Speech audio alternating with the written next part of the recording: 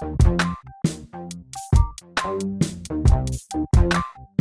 here with the Digital Digest, and today I wanted to share a quick unboxing and first look at the 1TB Compact Flash Express Type A memory card from Angelbird.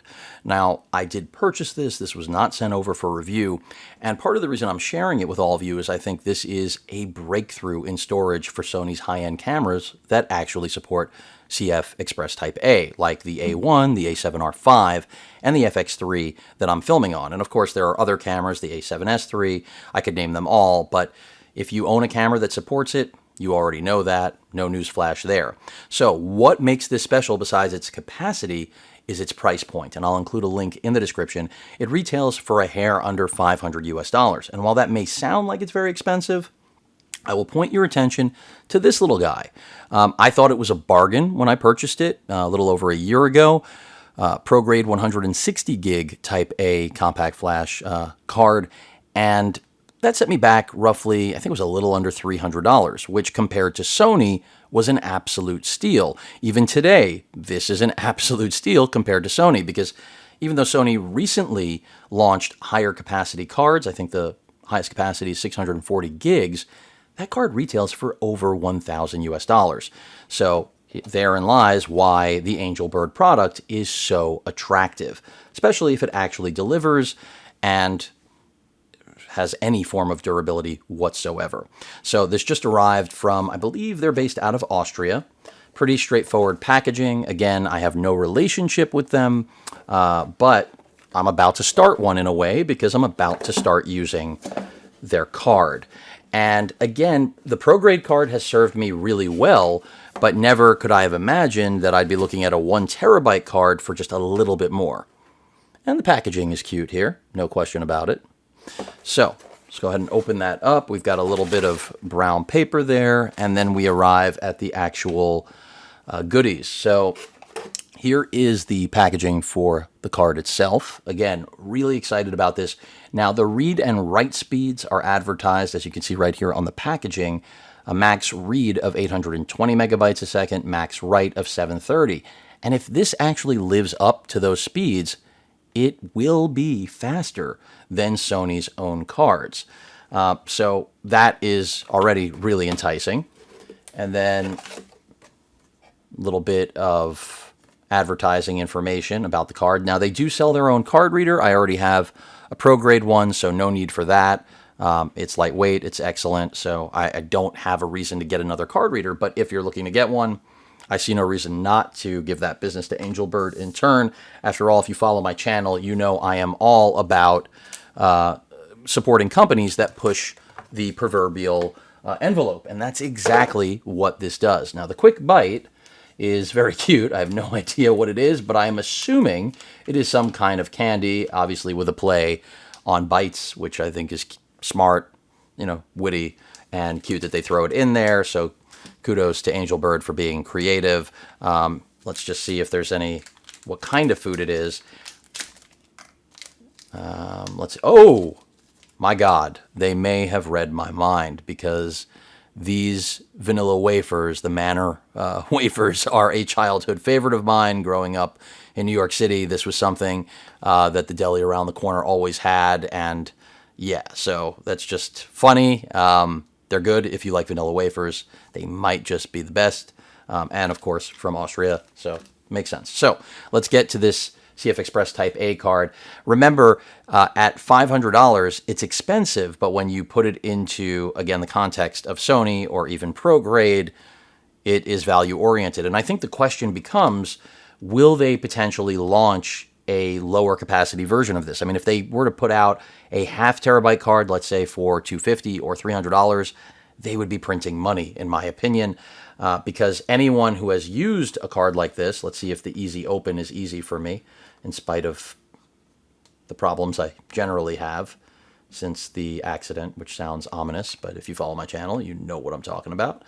But back to the point, if they were to come out with a 0.5 terabyte card, I just think everyone would jump on that, myself included. Now, 1 terabyte is what I was looking for, and I'm glad that somebody stepped up to the table to finally make it.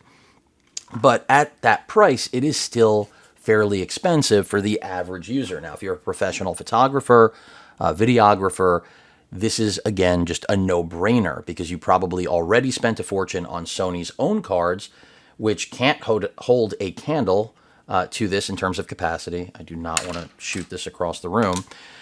And now you have a capacity that, I mean, had I had this on my honeymoon, it would have made life a lot easier. And obviously here on the channel, it's going to be a game changer because ever since I got the Pro Grade card, it was something where I really struggled to go back, even to V90 cards. You know, they almost unlock the potential, but you have to think about with something like the A1 over here, you know, this is going to unlock that buffer in a big way. And when I say unlock, let's be clear about what I'm saying.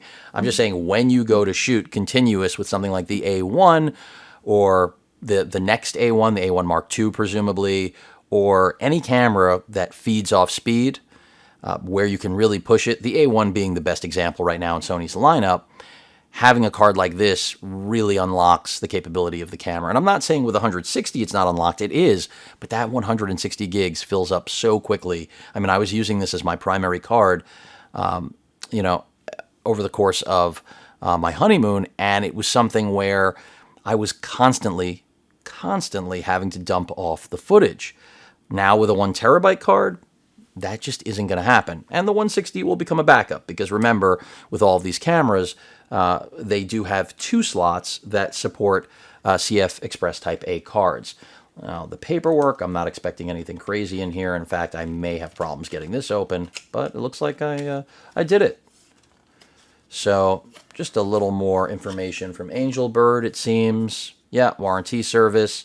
And I believe there's a 2-year warranty. No, I stand corrected. A 3-year warranty, but they do require that you activate the warranty, or register, I should say.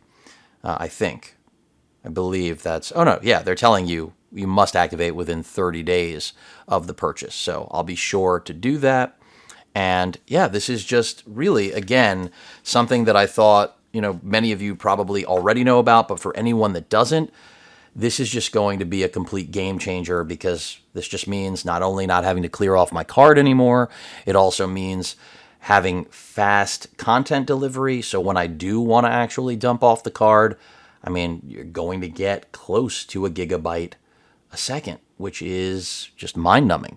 So if there was ever a card designed for the A1, its successor, the A7R5, any of Sony's latest and greatest cameras, or of course the FX3 that I'm recording on now, this is the winner, if I can get it in focus. So again, thank you and kudos to Angelbird for delivering something that, you know, I had hoped, still trying to get it in focus, would not be something I would only dream about, but rather, of course, would be realized. And here it is. And while I can still hope that the price will come down even more, you know, let's be realistic. I mentioned the Sony is over 1,000 for 640 gigs.